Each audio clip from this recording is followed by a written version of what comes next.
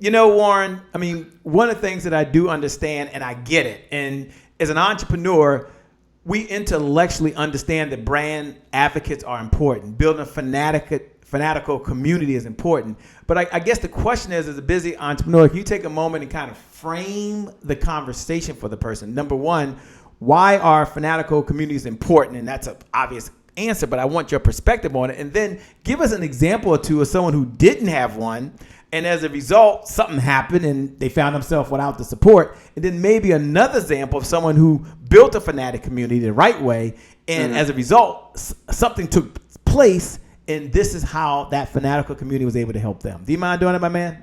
Yeah, sure. So a fanatical community, the reason a fanatical community is important is because nowadays, any comments that you have on your page on Facebook or on Instagram, anywhere, really drives the distribution of that content. And so if you don't have an engaged community, it means you basically have no oxygen in your distribution, which means Facebook has really no incentive unless you pay for it, or Instagram has no incentive if you pay for it to show your content, because it's not resonating with your following.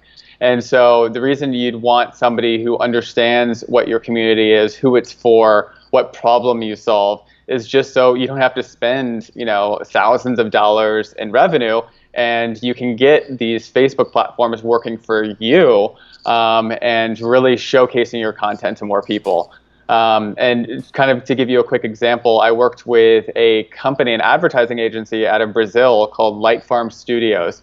And what they wanted to do as an advertising agency is create an educational hub for CGI artists, meaning they wanted to create this online educational space where CGI artists could come and they could learn from one another. And so we called it Unhide School, and the process, or the reason for that, is because we were going to unhide the process of CGI. And for those of you who don't know what that is, it's like if you've ever seen Toy Story, if you've ever seen a lot of these movies that have animation like that, there's a process of going through and creating something like that.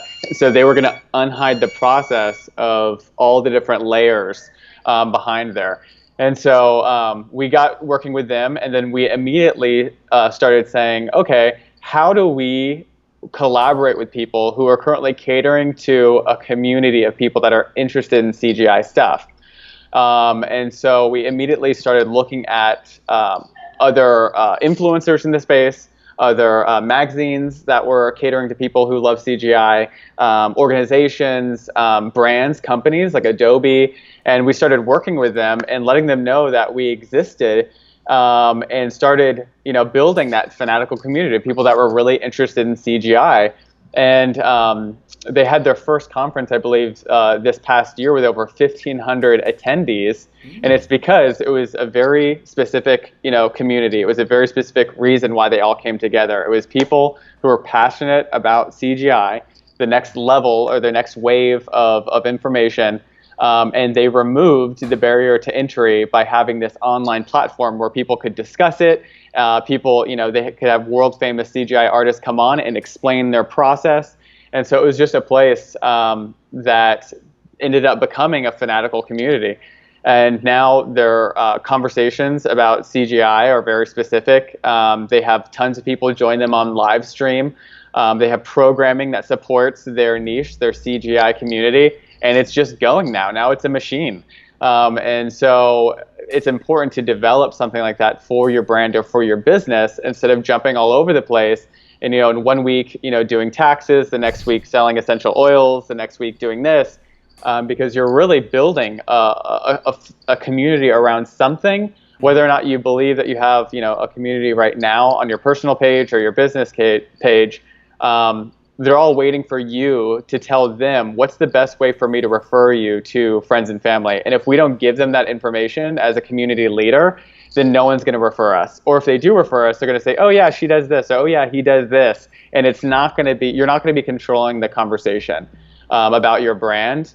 And you want to control that conversation by giving people the words that they need to describe what your business is and who your community is for. And if they don't have that, then it's hard to build that momentum in your community. I love the way you mentioned that, and that's so important. I mean, you were very instrumental in helping us at the Happy Entrepreneur Network really define what it is. If you can, entrepreneurs that are out there right now, there are a couple steps, and I know you have this 8-step process you go through. But before we get into that, you've built a community, right? You've made it happen. You've helped a number of brands and companies do that. But you also took some time with the Happy Entrepreneur Network. And in the beginning, we were out there like a number of folks, and we had some fancy words that don't say anything to Trevor Otts, the marketing folks came up with. We had these other words that the copywriting team came up with, but it didn't really speak to our folks and the problems that they have and how we can fit into their lives as entrepreneurs. And one of the things you came up with was the Happy Entrepreneur Network is the world's largest organization for the well-being of an entrepreneur. Talk about the importance of defining who your community is, a process that maybe you go through, and just at a high level that someone is listening right now might be thinking, you know what, I started this Facebook group, but I didn't really know what to call it, or I wrote some words down because it sounded good. So here's my question. If you're out there listening right now as an entrepreneur or a speaker or an author or a coach or a thought leader, I want you to pay attention, because it's one thing to have a tribe. It's one thing to have a community. It's another thing to have brand advocates that are really in it with you. So talk about that, Warren. Here's the question. Happy Entrepreneur Network, you define that. We'll get to core values later. The importance of defining in 1 or 2 sentences exactly who you are and what you represent, and how does that relate to speaking to other folks, which then turns into sponsor dollars. Yeah. Really, it just comes down to, clarity with your community, right? So clarity is a huge thing for me. And typically when I get on the phone with a brand or a community leader, we really talk a lot about clarity. How are we going to make it to where other people can talk about our community when we're not there, and talk about it in such a way that they recruit other people into the community, where they're not having to push, the community on people, but people want to hear more. It's inviting, and so I always say that you really need to have clarity within that message. So to give you an example, with one of my communities, Octonation, it's the largest octopus fan club. Congratulations, man. Congratulations. Yeah. That's huge. And so we've been, featured by Facebook. Ellen DeGeneres has featured us on her Instagram, Joe Rogan, a bunch of people. And the reason why is because it's very clear what Octonation is. We're the largest octopus fan club. And those were words that I used so that when people were out there in the world talking about this community, and people said, oh, well, what's Octonation? They were going to say exactly what I wanted them to say to the other person. You can take it a step further and say, okay, well, what does Octonation do? And one of our missions is to inspire conservation of the ocean by teaching the world about octopuses. So people know that if they want to go to Octonation, they're going to learn about that animal. They're going to, learn. That's what it is. And so when everybody goes out, they're like, oh, yeah, I should check out Octonation. What's Octonation? Well, it's the largest octopus fan club. Oh, what do they do there? They inspire conservation of the ocean by teaching the world about octopuses. And if you can have that clarity and you be clear with it, and you say the same thing every single time to everybody that you meet, all of a sudden that clarity and that messaging starts to take on a life of its own. And so over 350,000 members later, it's still going. And every single time we introduce ourselves into a different brand. So like when I went to the Facebook Community Summit, all of the employees at Facebook, the ones that were there and hearing about it, started. Now you can't just drop you was at the Facebook Community Summit and not define what the Facebook Community Summit is, because some folks listening right now, they're like, what? Did he just say the Facebook Community Summit? I mean, they don't even know what it is. Slow down for a moment and explain what it is and then how you fit into it, because, you're used to this and some folks may be hearing it for the first time.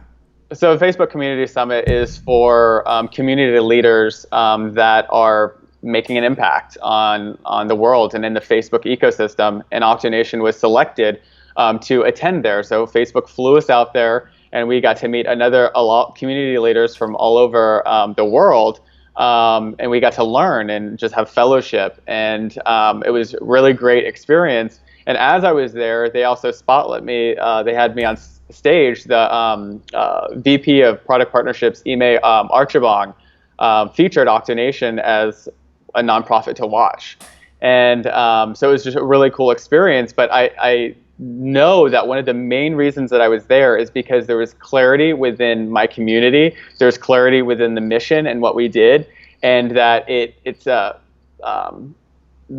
words to use to describe it are just like everybody understands what it is. Everybody can talk about it. And just to kind of go back what I was saying, when people that were in that room heard what Octonation was, what the mission was, and what we were all about, I had hundreds of group requests from people sitting in that audience because they're like, okay, I get it. It's a place to go to learn about this animal. Wow, I had no idea there were that many octopus fans. Just all of these different things. But it goes back to clarity. It's not by happenstance. It's very intentional. The messaging for your brand or for your community needs to be extremely intentional, and it needs to be repetitive. You need to say the same thing over and over. Everybody knows Trevor Otts and how he with the whole NLP, the repeating the same thing over and over again, so that you speak into people's listening, so they can actually hear it. It's the same thing with your community. People need to scream from the rafters what it is your community is. They need to know who it's for, and they need to be on the same page with how they're referring who you are to their friends and family.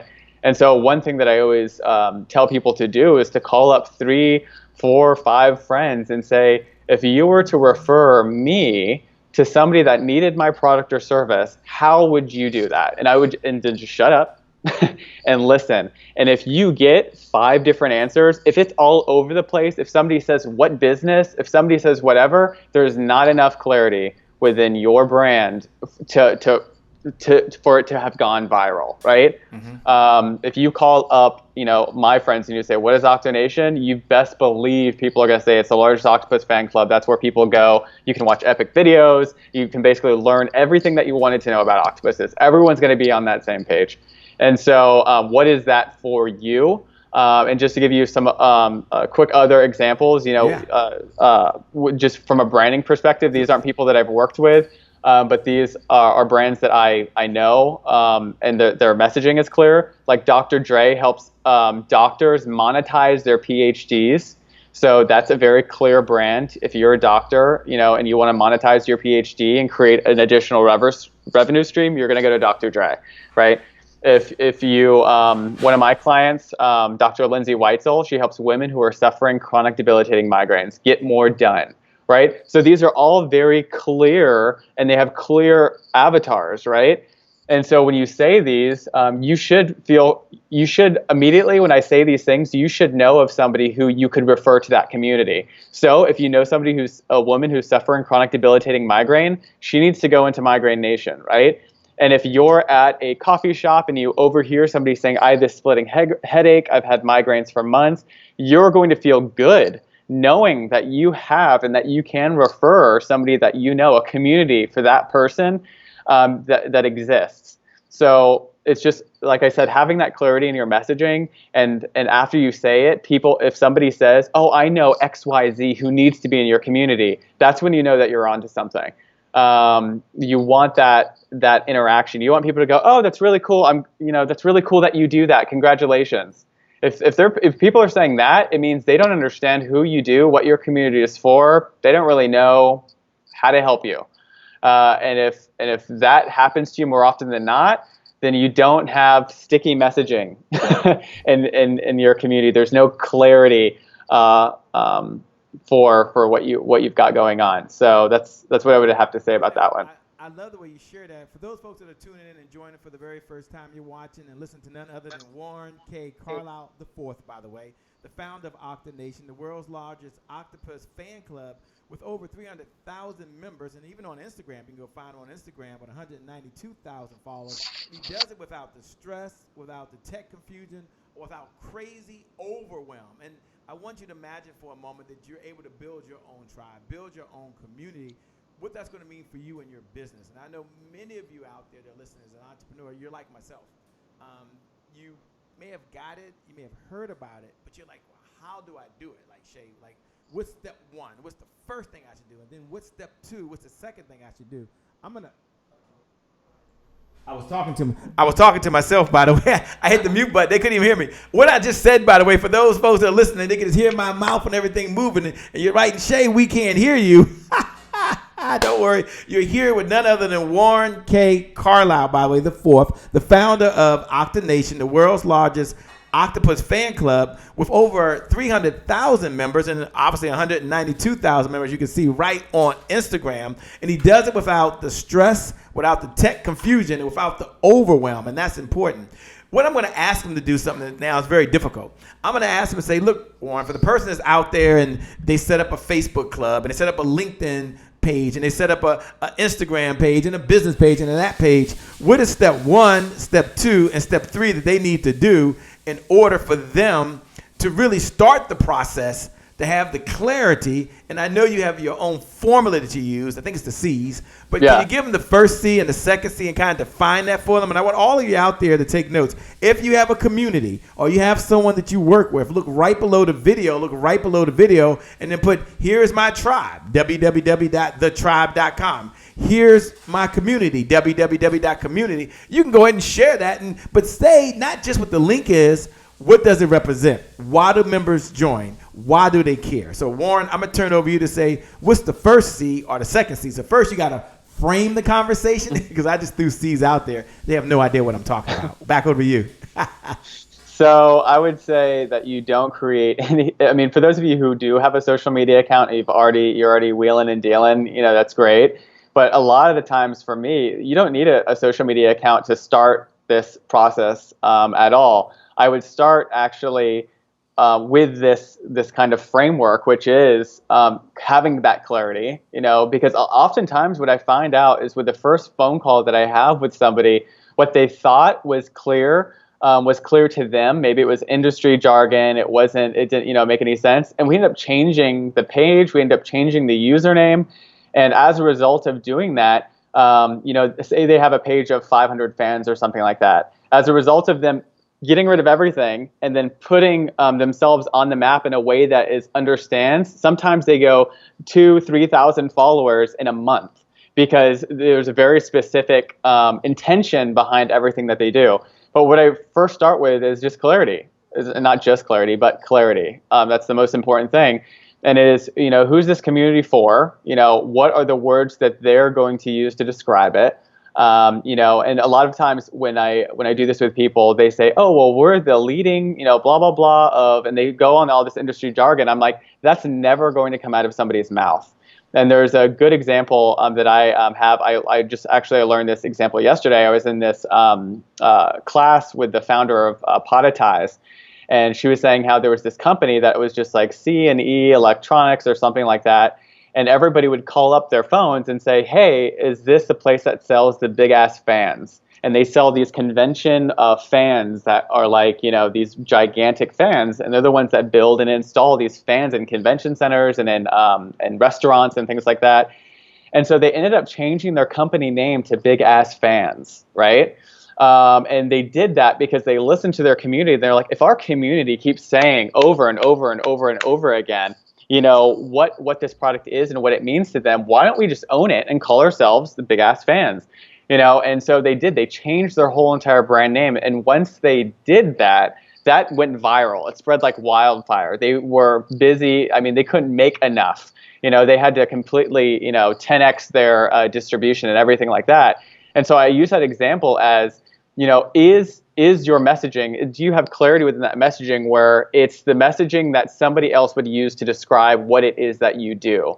Or is it just something that you're trying to force down people's, to come out of people's mouths? Because that's just not going to work for you. And then the second C is core values. And this is where you really want to get into the tone. Do you have a snarky brand? What is the philosophy like of your brand? What is it that you do? What is it that you scream from the rafters? And really start mapping out who it is that you are.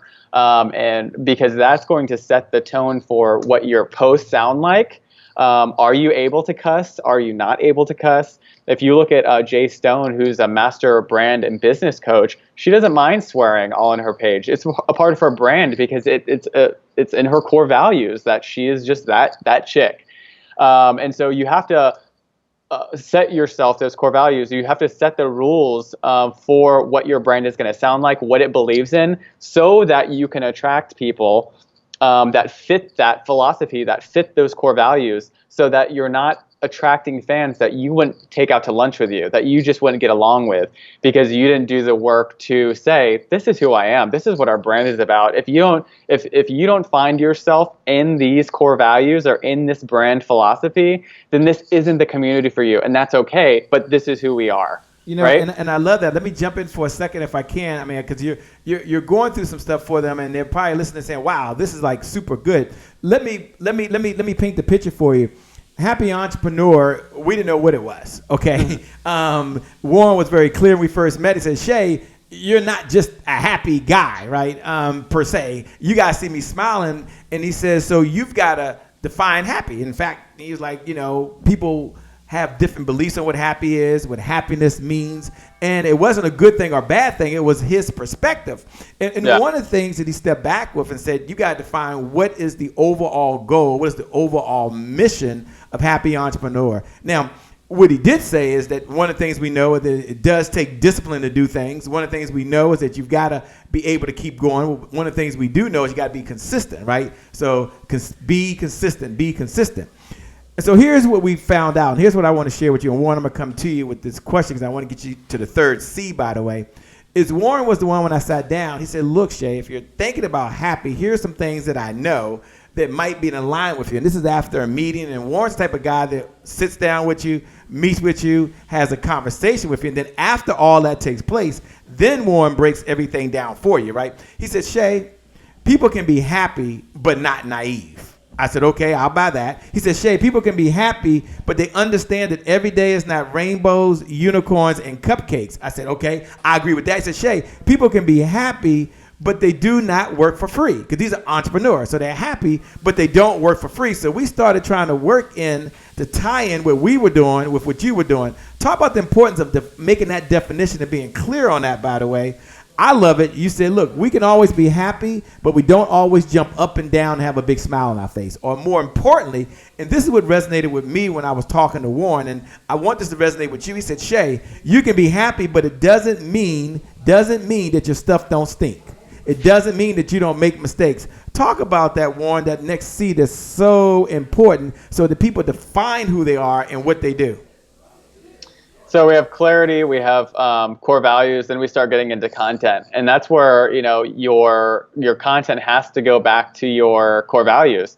If I look at a piece of your content and I don't see any evidence of your core values, it means that you're creating content without the soul of your brand.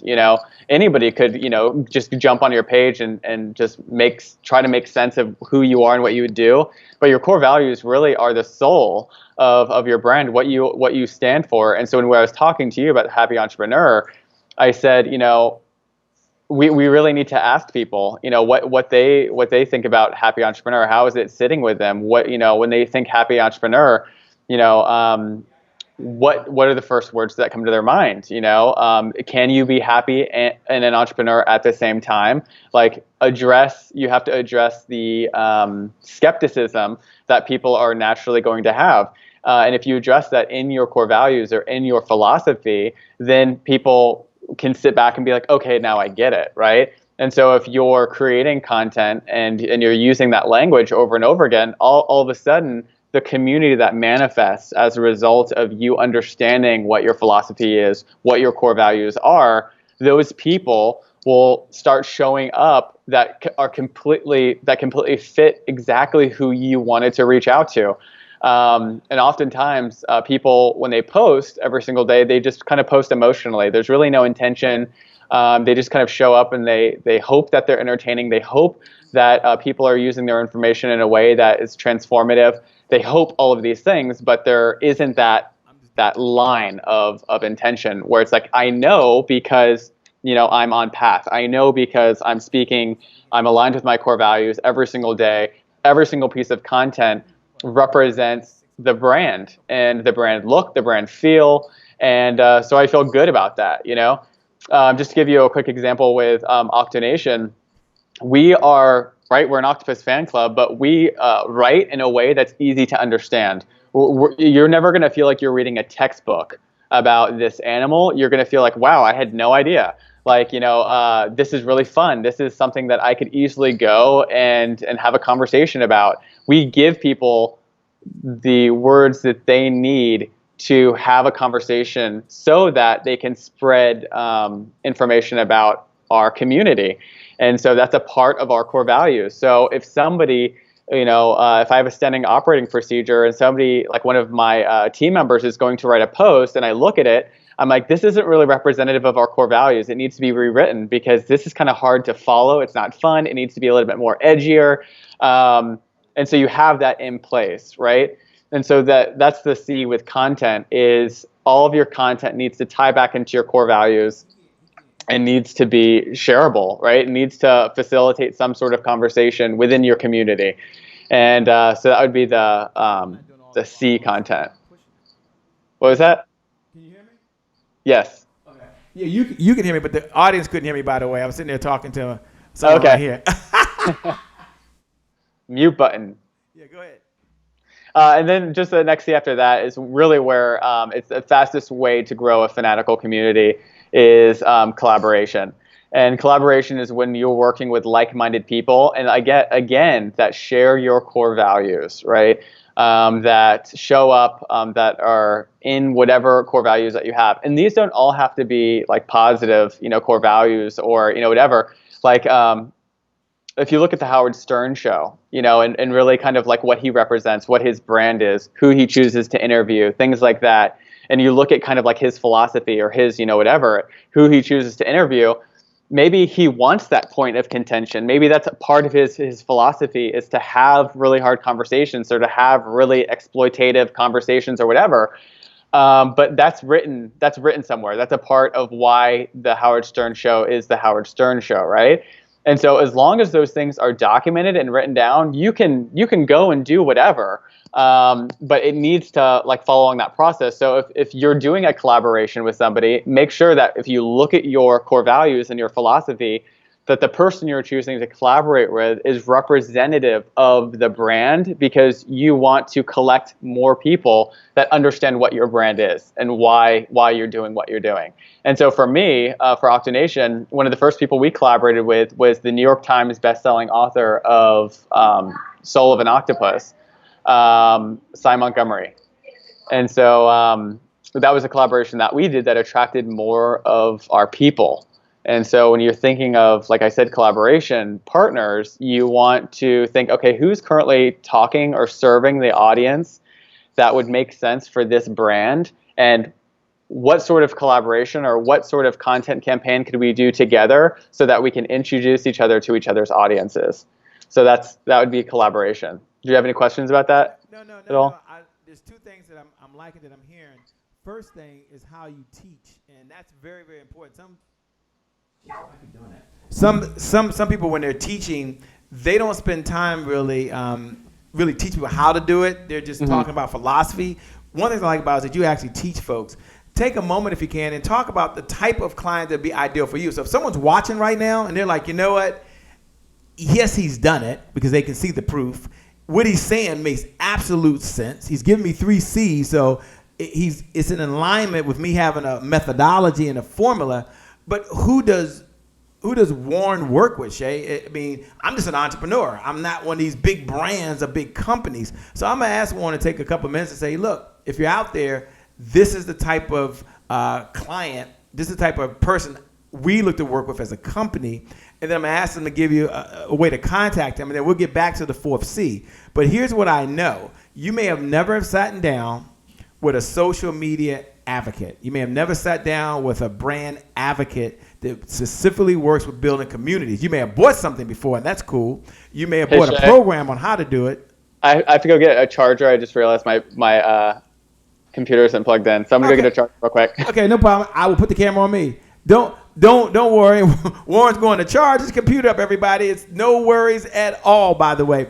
But I want you to connect, and I want you to have the C's. Look, when we started, we didn't have a mission. And it's not about a mission statement for the company. It's about what's the mission of the folks that are going to be part of the Happy Entrepreneurs Tribe. What is our mission? And the mission he came up with is our mission is to inspire, to empower, and provide resources for the entrepreneur to live a balanced life and to help them execute the vision for the people they were called to serve. And that was very important because I said I want to empower them so they have the tools, the techniques, the structure, and the systems to go do the things they need to do. And as busy entrepreneurs, I know sometimes they're like, yeah, I get so much training. I read so many books. I watch so much YouTube videos, Shay. How can you bring on an expert that can just share it with me and tell me step by step what I need to do?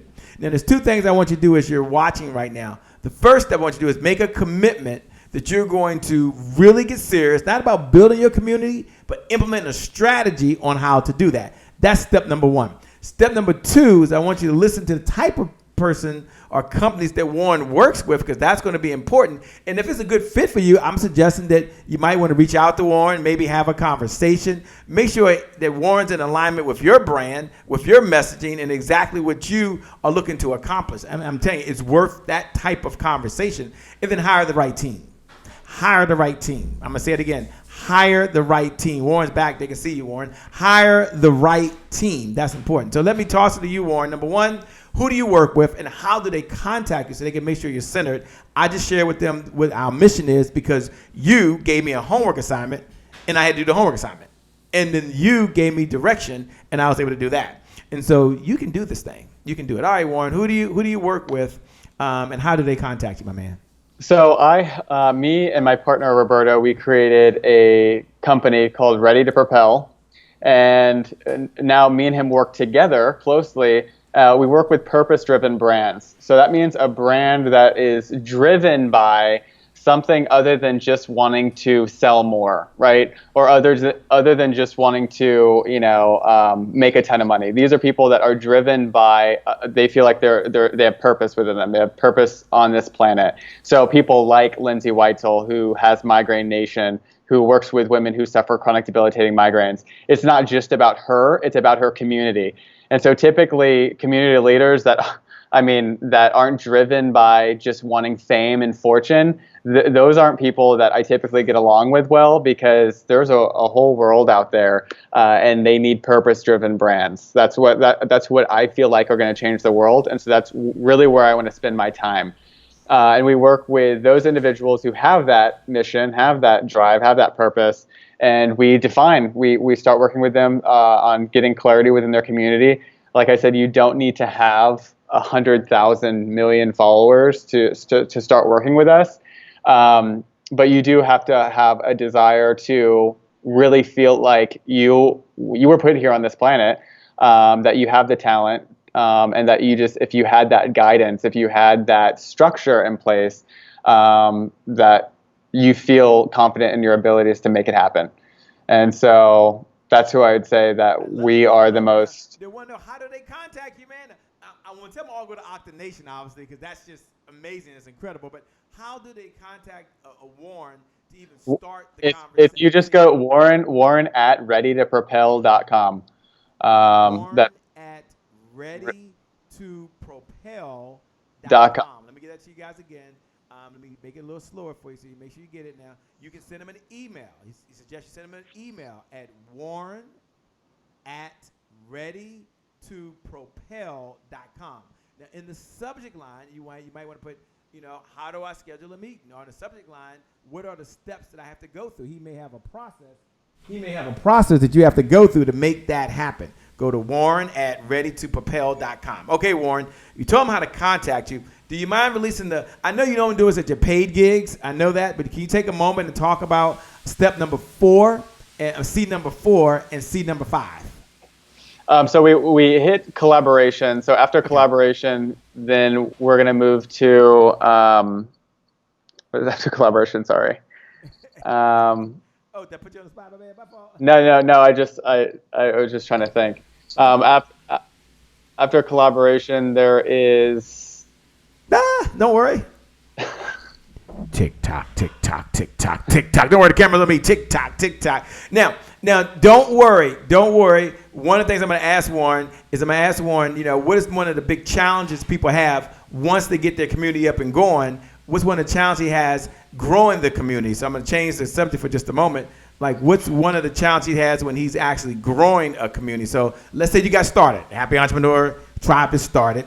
People are organically joining. Now, how do I grow that tribe? How do I grow that membership? How do I expand that out to other folks?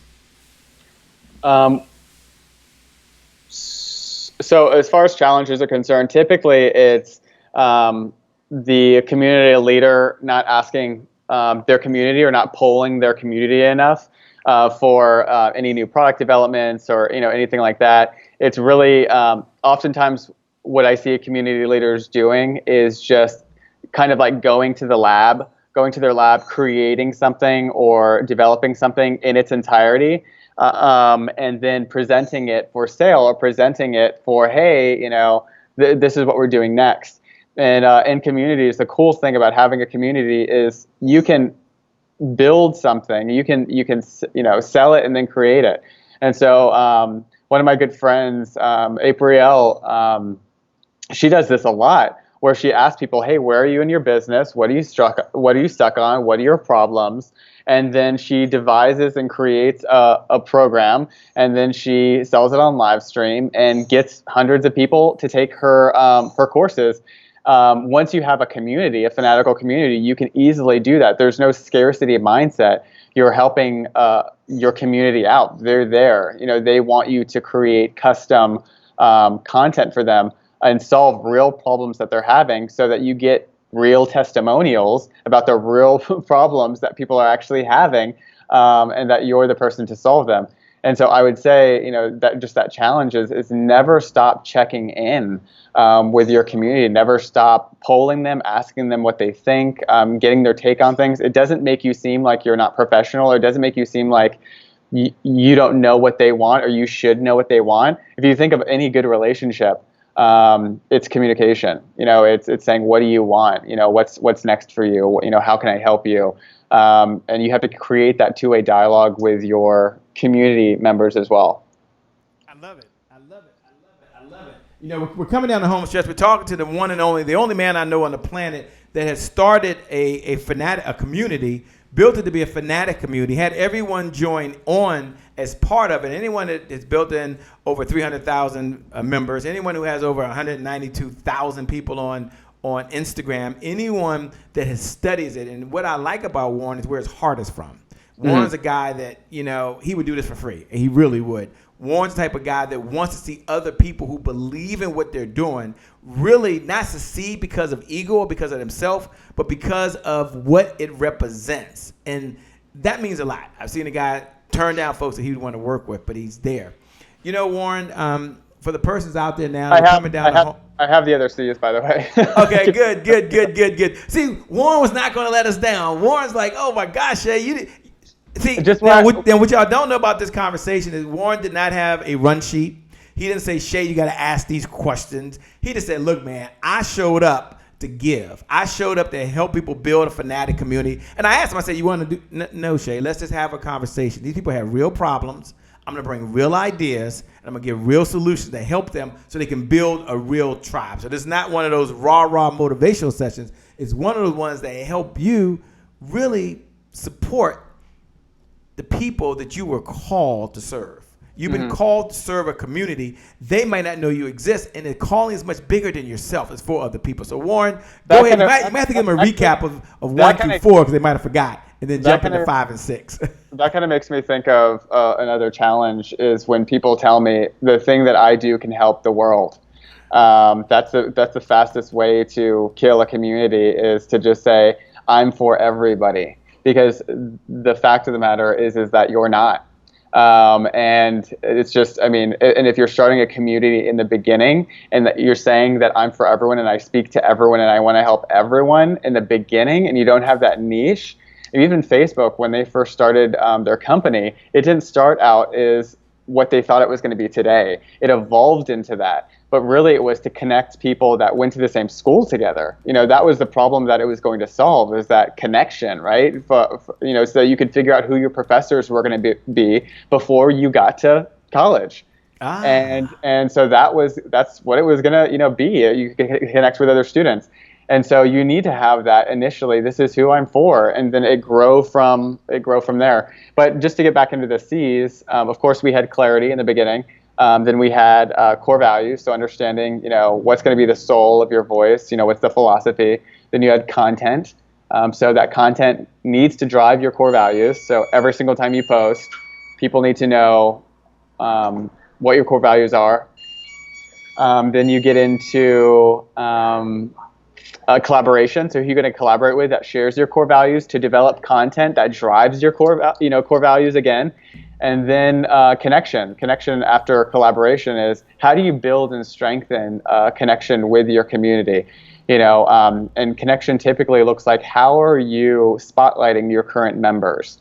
So how are you providing a space in which your members can understand that you see them, that you are providing content for them? How are you spotlighting them? How are you incorporating your members into your marketing material or into your campaigns to where people are like, oh, I might have an opportunity, or there's a very real possibility that if I do X, Y, Z or become a testimonial for this community, I could get spotlight in a really cool way.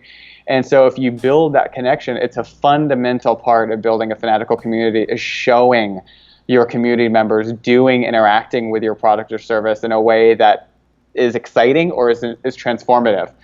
And then right after that is conversion. And so conversion is the other C. It's how do you ethically convert people into customers? That's a very important thing. There's a lot of times where people go from content to conversion. And I'm like, you don't really deserve to be selling to your community just yet because you haven't built this sacred trust, right, with your community members. And so conversion talks all about actually converting your members. And then the last one is consistency. So how are you consistently doing this in a way that's sustainable and not burning you out as a community leader? How are you creating that feedback loop that sustains you and lets you know as a community leader that you're doing a really good job, and that doesn't burn you out. And that's where you create sort of editorial calendars. That's where you create programming for your community members, and that's where you create an opportunity for your community members to talk back about how impactful your community has been on their lives. And all of that together, all of those 7 C's together equal that community that will just turn into a machine, and it'll drive itself anywhere you want to go as an entrepreneur. I love how authentic you are. I love how humble you are, man. You guys are talking to the only person I know on the planet that builds fanatical communities, brand loyalists, and he does it from his heart. You really are. 2-part question as we come down the home stretch. The first part, Warren, might be, where does this passion come from? I mean, I know this has nothing to do with fanatical communities, but what is passion Warren has in his heart to serve other folks and help them get to their vision and get to where they are? Just the other day, I actually, one of my artist friends who's in Octonation, she created this art piece, and it was a typewriter, and she fabricated all of these metal arms with suckers on it, so it looked like a typewriter, but an octopus coming out from behind it. And on her post, Cy Montgomery, who's a New York Times bestselling author, said, now the newest information is that this was the original writer of my book, Soul of an Octopus. And so for that New York Times bestselling writer to have that connection to that artist, and for Octonation to have been the facilitator behind that, that's what drives me, is creating that space for myself and my clients so that magic like that can happen. Because, I mean, Cy is a legend in our world. So to create communication between two people that love and respect one another, to me, it's why I do what I do. So if I can help other community leaders create transformative moments, not just transformations for themselves, but transformations as a result of the connections that they're making in their community, that's really where the passion, for me, comes in with what I do. Yeah, and where do you see the future of communities going? These fanatical communities, do you see them? What do you think may be different Physical. 2 years from now, 5 years from now? Physical. So as of right now, there's a lot of things that are happening digitally, like online summits, even this conversation. in 2020, what you're going to see and beyond is a lot more physical experiences happening as it gets cheaper and cheaper to fly, to take trains places, to be in other places. You said physical. Oh, wow. Yeah. I like that. Go ahead. Keep going. You're going to see a lot more event activations, a lot more masterminds in person. You're going to see a lot more workshops in person. I really feel like it's going to where people want to link up. You know, they want to create experiences for their members together. In person. And so I really feel like it's been a lot. People have been messing around with online summits. They've been messing around with digital this and that. But I think it's moving more and more towards how can we create an experience, a thematic experience dedicated to the thing that we do in person. Yeah. And there's no better feeling sometimes when you do see someone in person and they are in the community and there's a sense of, not so much because they was following you on Facebook, because they know that you both have the same mission, you have the same goals, you have the same objectives. Look, my man, I know you're taking time out of your busy day. I know you're on site. Just to say, we're all energetic beings, and it's different when you're in person with somebody. You feed off of their energy while you're there, and that's where I feel like the transformation really occurs, is that physical when you're there. Not to say that the digital is the catalyst to that physical. Whereas before it was, I guess, people, like I said, we kind of got romanticized with the fact that everything can be online. And what I feel like people want nowadays more is that deeper connection. And I really feel like in 2020, you're going to see a lot more people saying, hey, we're meeting up here. Or, hey, we're having our first inaugural, whatever the hell. We're doing it for the first time here. And so and I know for me, for Octonation, we're creating a lot more physical products. So like stuffed animals, flashcards, we're creating a lot more things that people can hold. And we're going to be having a lot more meetups as well. So I'm kind of jumping on as soon as I can to get people together, because I know that's what's coming. Now, I would agree with you, and especially once you build the connection, even in an online or digital space, and now you can go be there. It's just a higher connectivity, man. You're spot on. Let me give you the final comments as we close out. Let me first remind folks again where they can contact with you. So give them your name and your address again so they can contact with you. And then close out with your final comments for the persons out there that's going to be saying to myself, give me my final comments, my man. What should they do when they finish this particular broadcast today? So to get a hold of me, you can go to warren@readytopropel.com. If you want to get a hold of me there. You can also find me on Facebook. I create videos about community every now and then, just things that I'm seeing or trends or insights that I'm seeing out there.